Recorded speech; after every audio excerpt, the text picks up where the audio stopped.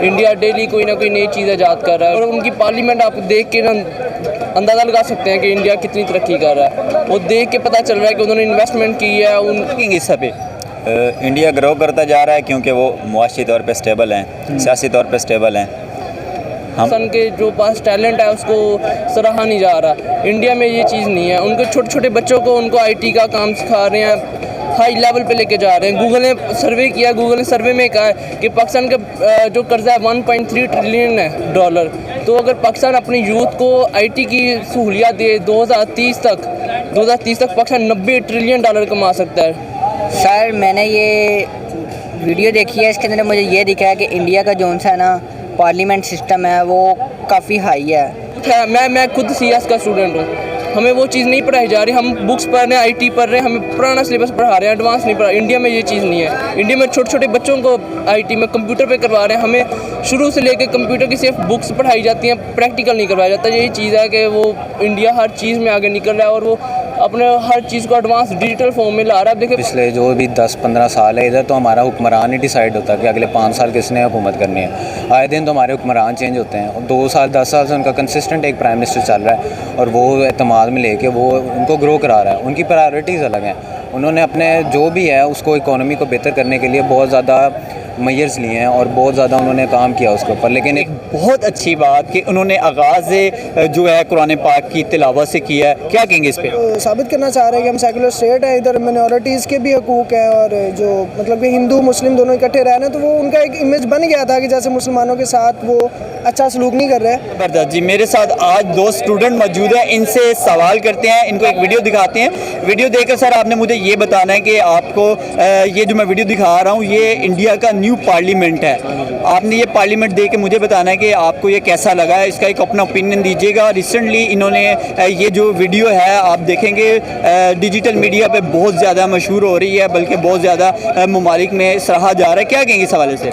इस हवाले से मैं यही कहना चाहूँगा कि इंडिया पाकिस्तान से बहुत आगे जा रहा है। उन्होंने इनके हर कारनामे से पता चल रहा है पाकिस्तान इंडिया से बहुत पीछे रह चुके हैं। इंडिया की करेंसी हर जगह चल रही है, 19 कंट्रीज़ की करेंसी को एक्सेप्ट कर रहे हैं, पर पाकिस्तान अपने बहुत हालात में पीछे रह चुका है, हर चीज़ में पीछे रह चुका है इंडिया से। इंडिया डेली कोई ना कोई नई चीज़ ईजाद कर रहा है, आईटी को प्रमोट कर रहा है, हर चीज़ को वो अपने स्टूडेंट को प्रमोट कर रहा है, पर पाकिस्तान में नहीं। और उनकी पार्लियामेंट आप देख के ना अंदाज़ा लगा सकते हैं कि इंडिया कितनी तरक्की कर रहा है। वो देख के पता चल रहा है कि उन्होंने इन्वेस्टमेंट की है, वो तरक्की याफ्ता मुल्कों में आ रहे हैं, पर पाकिस्तान में ऐसा ये सब कुछ नहीं मैंने देखा अभी तक। क्योंकि पाकिस्तान अभी बहुत पीछे है, इसके हुक्मरान नहीं ठीक, डेमोक्रेसी नहीं है, रूल्स एंड रेगुलेशन को कोई फॉलो नहीं कर रहा। सिर्फ गरीब के लिए रूल है, अमीर के लिए कोई रूल नहीं है, कोई रेगुलेशन नहीं है। अमीर को कोई नहीं पूछता, सिर्फ गरीब को पूछते हैं। अच्छा सीए का स्टूडेंट हूँ। सीए का स्टूडेंट है? सीए का स्टूडेंट। ज़बरदस्त जी, मेरे साथ 2 स्टूडेंट मौजूद हैं। आज इनको एक वीडियो दिखाएंगे और ये जो वीडियो है ये है इंडिया की न्यू पार्लियामेंट की वीडियो है। आपने वीडियो देखकर अपना एक ओपिनियन, एक अपनी राय देनी है कि आपको ये कैसा लगा न्यू पार्लियामेंट है। मस्त है सर, मस्त है, बिल्कुल बहुत ही मस्त चीज़ है। खान साहब चल रहा है, अभी देख रहा हूँ। देखिए यूनिक बना हुआ है, बहुत एस्थेटिक सीन और बना हुआ है सर इस हवाले से आपने अपनी एक राय दी है, मैं आपसे ये जानना चाहूँगा क्या वजह है इंडिया की जो पार्लियामेंट भी आपने देखी है, इंडिया दिन ब दिन अपने आप को ग्रो करता जा रहा है, तो क्या कहेंगे इस पे? इंडिया ग्रो करता जा रहा है क्योंकि वो मुआशी तौर पे स्टेबल हैं, सियासी तौर पे स्टेबल हैं। हम नहीं ग्रो कर रहे, हमारे हालात सबको पता है, आपके सामने है, स्टेबिलिटी है नहीं है। तो जब स्टेबिलिटी नहीं होगी तो ग्रो कैसे करेंगे? वो क्योंकि स्टेबल हैं तो वो ग्रो कर रहे हैं और नई से नई अचीवमें करते हैं। बिल्कुल। ऐसे ही जैसे कि जैन भाई ने कहा कि मैं एग्री करूँगा कि इकोनॉमिकल स्टेबिलिटी ज़रूरी होती है किसी कंट्री को ग्रो करने के लिए। उसके अलावा ये पॉलिटिकल हमारी स्टेबिलिटी नहीं है, हमारी कॉन्फ्लिक्ट्स चल रहे हैं। कोई एक फील्ड में भी हम लोगों ने मतलब किसी एक फील्ड को भी ले लें तो वो आगे इतनी पीक पर नहीं है जैसे कि इंडिया की गई हुई है। हम किसी भी सेक्टर में देख ले तो उस तरह हमने तरक्की नहीं की जितना करना चाहिए। मैं दिखा रहा हूँ वीडियो देखकर आपने ये मुल्क जो कि एक मुल्क है आपका नेबर कंट्री है इंडिया, उनका पार्लियामेंट है। पार्लियामेंट देख के मुझे बताइएगा, आपको ओवरऑल एक रिव्यू दीजिएगा कैसा लगा।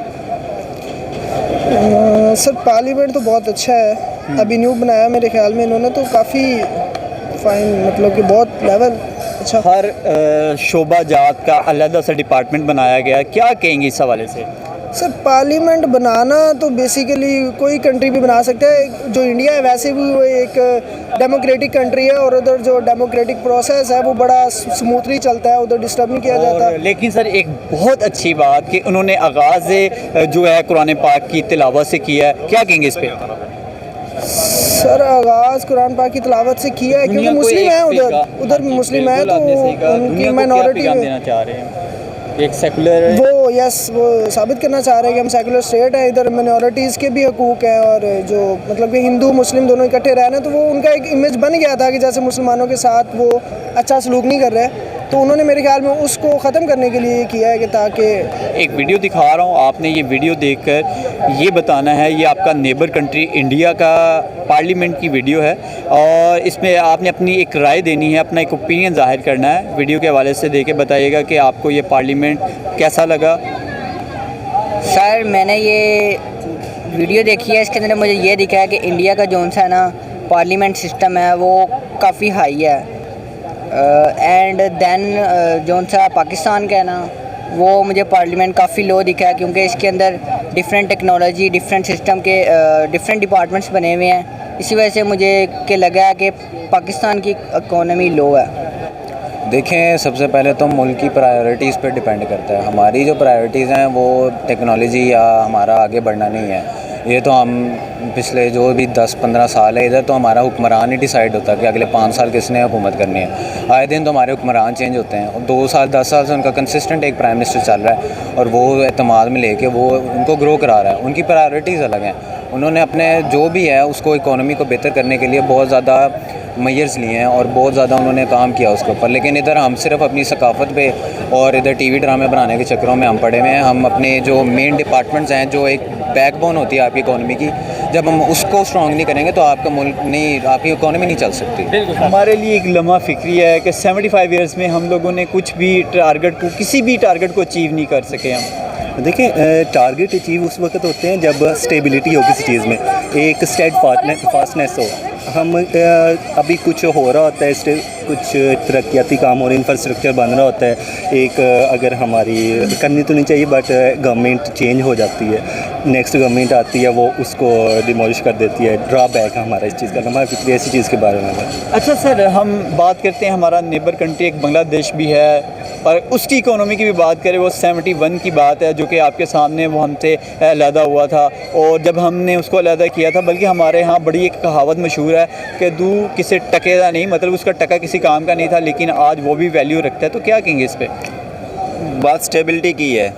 मुझे उनका इतना आइडिया तो नहीं है उनके मुआशरे, क्योंकि मैंने उनको नहीं स्टडी किया, तो ठीक है। एग्जैक्टली बांग्लादेश का टका आई थिंक 2.25 रुपीज़ का है और अगर देखा जाए तो हमारी इंपोर्ट्स नहीं है, उनका जो कपड़ा है वो दुनिया में जा रहा है। और इंडिया जो है वो सालाना 1 ट्रिलियन की एक्सपोर्ट करने जा रहा है और हमारी ये पोजीशन है कि इस टाइम एक्सपोर्ट बिल्कुल नील है।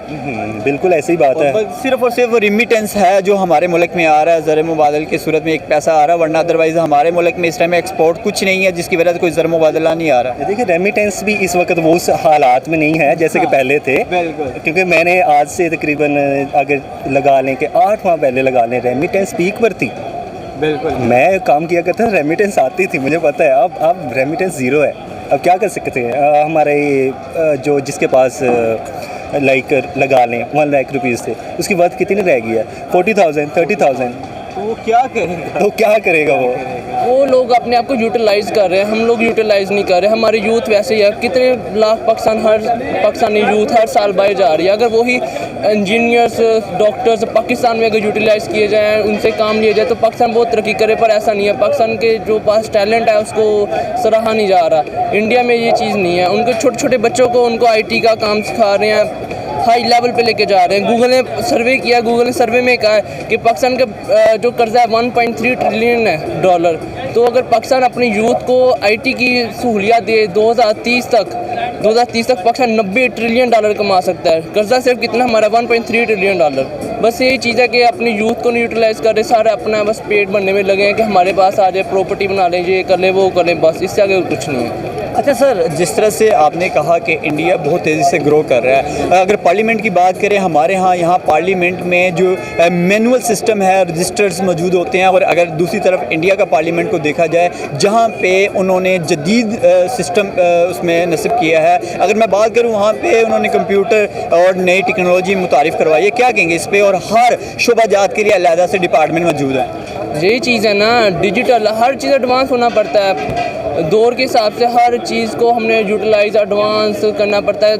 अगर हम वही पुराना 1947 वाला ही आजमाते करते रहें तो हम तो पीछे ही रह जाएंगे। ज़ाहिर सी बात है, दुनिया आगे बढ़ रही है।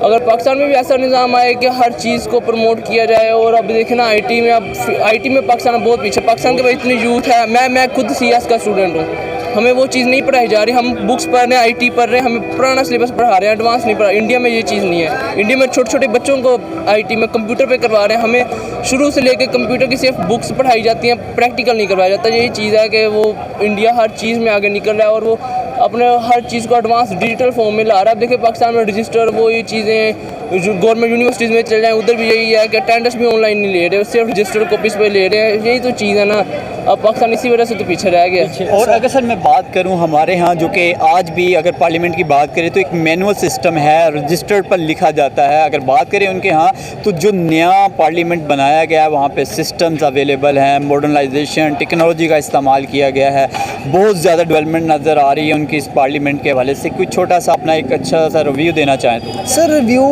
मैं तो ये समझता हूँ कि जो रिटर्न हो या कंप्यूटर सिस्टम हो, ये मैटर नहीं करता। पार्लियामेंट को काम करना चाहिए। हमारे पार्लियामेंट काम ही नहीं कर रही, उनका पार्लियामेंट काम कर रहा है। उनके जो जमहूरियत का, या सर उनका प्रोसेस 5 साल चलता है, उन्हें डिस्टर्ब नहीं किया जाता, वो इसीलिए तरक्की कर रहा है। इन्वेस्टमेंट भी इसीलिए इंडिया में हो रही है। हमारे अगर ये पार्लियामेंट को फाल कर दिया जाए तो फिर ये बिल्कुल सही है सर, जैसा भी काम करे, लेकिन इसे काम करने देना चाहिए। लेकिन सर अभी जो हमारे सूरत हाल है, 1947 के बाद हम 2 मुल्क जो कि अलहदा हुए, लेकिन उसके बाद आज एक नेबर कंट्री जो हमारा हमसाया मुल्क जिसको हम इंडिया कहते हैं, वो बहुत तेज़ी से ग्रो कर गया है। और अगर हम अपनी बात करें तो हम बहुत पीछे रह गए हैं। क्या वजह? सर रीज़न एक है, रीज़न सिर्फ एक है, और इसका जो आपका सवाल है ना, इसका जवाब भी सिर्फ एक वो आंसर है कि उधर पॉलिटिकल स्टेबिलिटी है। इस मुल्क में भी जिस दिन ये सब हो गया ना, करप्शन उधर भी है, हमारे यहाँ भी है, लेकिन पॉलिटिकल स्टेबिलिटी होने की वजह से फ़ॉरेन इन्वेस्टमेंट आ रही है, उनके फ़ॉरेन रिज़र्व अच्छे हैं, वो कंट्री तरक्की करता ही करता है। हमारे ये है नहीं, जब तक ये नहीं होगा हम कभी भी तरक्की नहीं कर सकते। 1947 की अगर मैं बात करूं, 2 मुल्क वजूद में आए थे। बात करते हैं पाकिस्तान की जो सिचुएशन है वो आपके सामने है, और अगर बात करें आपका नेबर कंट्री इंडिया जिस तरह से तेज़ी से ग्रो कर रहा है, तो उसकी सिचुएशन भी आपके सामने, क्या कहेंगे इस पर? बात सिर्फ इतनी, आप इंडिया छोड़ें, आप बांग्लादेश को देख लें, वो भी तो एक्सपोर्ट्स में कितना ज़्यादा हमसे आगे चला गया हुआ है। इस वक्त कॉटन वगैरह की उनकी बहुत अच्छी, मतलब हमारे एशिया के अंदर कॉटन और जो वो बोरी बनाने वाला एक केमिकल, जो वो एक मटेरियल यूज़ होता है, वो बांग्लादेश ही सबसे ज़्यादा दे रहा है दुनिया के अंदर। तो हमने असल में अपना जो एक हम एग्रीकल्चर बेस्ड कंट्री हैं, हमने अपने जो ज़रूरी आमदनी है हमने उसको इस पे फोकस नहीं किया। तो जब हमारी प्रोडक्ट्स यहाँ पे, हालांकि चावल, आम, किन्नू हमारा पाकिस्तान का सबसे बेस्ट है, लोग बाहर एक्सपोर्ट हमारा होता है, लेकिन ये हमने इस पे काम नहीं किया। इसको हमने ये मेजर्स नहीं किया कि हम इसकी प्रोडक्शन कैसे बढ़ा सकते हैं, कम पैसा लगा के ज़्यादा प्रोडक्ट कैसे निकाल सकते हैं। ये जब हमने काम नहीं किया तो ऑब्वियसली हमारी एक्सपोर्ट्स कम होंगी, और जब एक्सपोर्ट्स कम में इंपोर्ट ज़्यादा होगी तो ऑब्वियसली इकॉनमी नीचे, डॉलर ऊपर।